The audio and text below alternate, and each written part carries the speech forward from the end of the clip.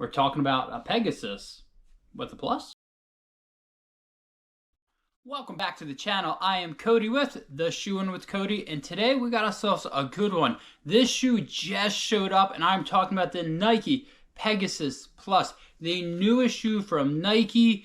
In this video, I'm going to do a little tech specs breakdown and kind of my first impressions. I haven't put a ton of miles on this, but I definitely want to get this video out. I've been getting hit up a lot in my DMs of, hey, what are your thoughts on the Plus? Should I be forking out that cash? So again, this isn't going to be my full review, but it definitely is going to give you some insider knowledge on what my first impressions are. Now, I do want to point out one thing. This shoe right here was provided to me by Nike for a review, but they'll have no opinion on what I say in this video. And I also have a favor to ask. Hit the like button and smash the subscribe button. You know you want to. It costs you absolutely nothing, but it helps the channel. Now let's sit back, relax, and let's talk about the Nike Pegasus Plus. To kick this video off, I'm going to talk about the tech specs of this shoe. Again, this is a new shoe. It just dropped to the public. It just came in the mail to me. But this is a kind of Turbo-esque. If you love the Pegasus Turbo in the past, this is kind of their newest version of it, but they're making it the Pegasus Plus. We're looking at a 10mm drop shoe. I think it's 35 in the heel, 25 in the forefront. We are looking at all that Zoom X. Yes, that is all Zoom X. It's not a combination, for at least from the tech specs I'm reading and from what Nike said. This is all Zoom X, and there's no plate in this at all. So you're just getting all that Zoom X goodness. This is a fly knit upper, very similar to a lot of other shoes that Nike has produced.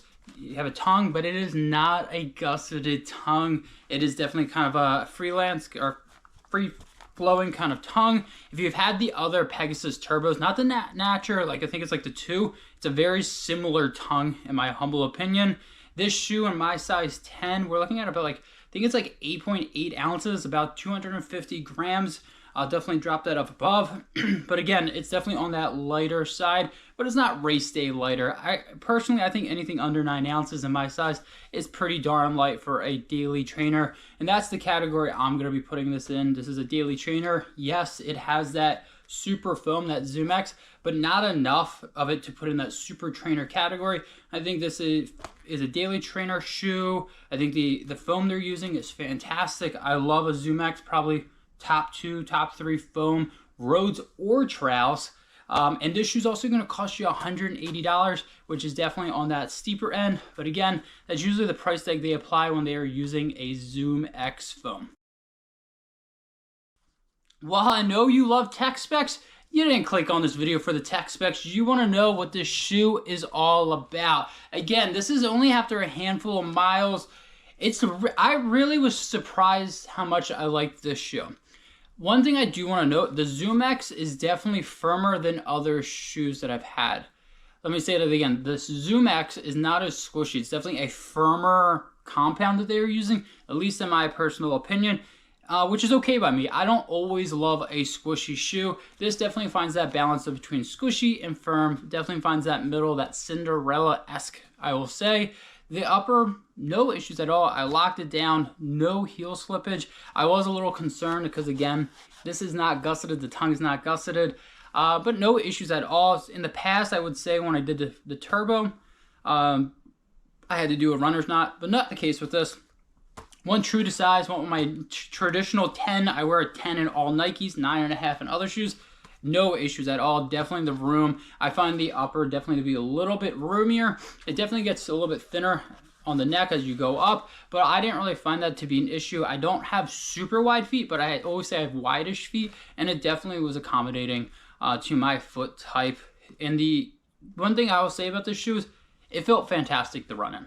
It really, really did. I really like the Zoom X underneath my foot. I felt, I won't say necessarily fast, but I felt like I was just cruising.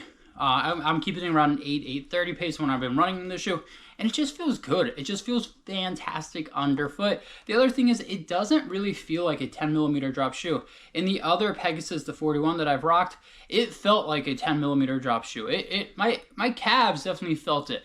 I'm not really getting it. If you would have told me this is an 8 or 6, I probably would have believed you, just for the pure fact my calves aren't killing as much as they are. But again, I haven't done much speed work in this. I just kind of been cruising, and it feels really good. It's definitely that daily trainer category. I will take this to longer runs. I haven't done that yet, but I definitely am curious to see how this shoe handles going further in distance. I'm talking about going 14, 16 plus miles. Does it have enough foam to do that? Again, I hate saying that, but 35 to 25, really not that big of a stack anymore. It's kind of like average, in my quiet opinion. So again, it really is curious to see if this will work for my feet. One thing I do want to point out, I've done a treadmill run and I ran outside a little bit in it. The rubber's okay. It's not great. It's not bad. I definitely felt more slippery on a treadmill than I did outside. But Nike's definitely not known for their great rubbers, and I'm going to put that in the category as well. It's been like I think I'm in a tornado warning right now here in Pennsylvania, so it's definitely been rainy out there, and it's okay. I don't think you're going to get the best grip out here. The other thing I want to point out about the shoe, this is the Pegasus Plus.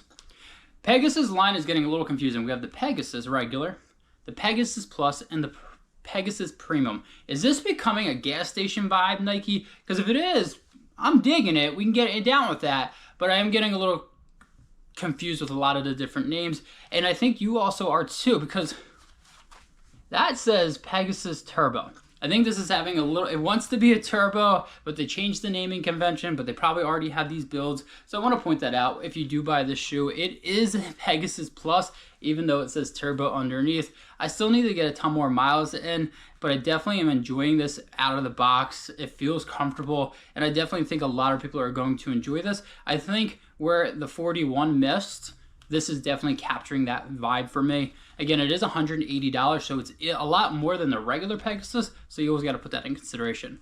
I need to get more miles in, so definitely keep your eyes out for that full review and a ton more content I'm probably going to be doing around this shoe. And remember, hit the like button, smash the subscribe button, and I'll see you all out on the road.